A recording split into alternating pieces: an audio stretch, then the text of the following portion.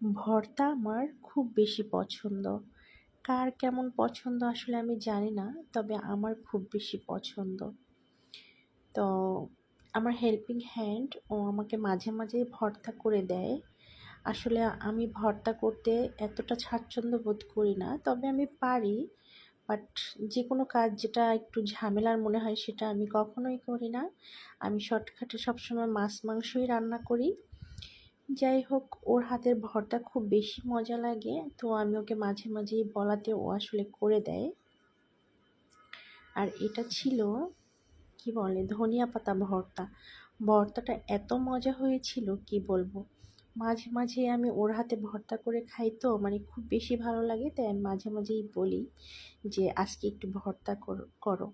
তো আজকে করেছিল ধনিয়া পাতা ভর্তা আর পেঁয়াজ মরিচের কি বলে ভর্তা আর চিংড়ি মাছের ভর্তা।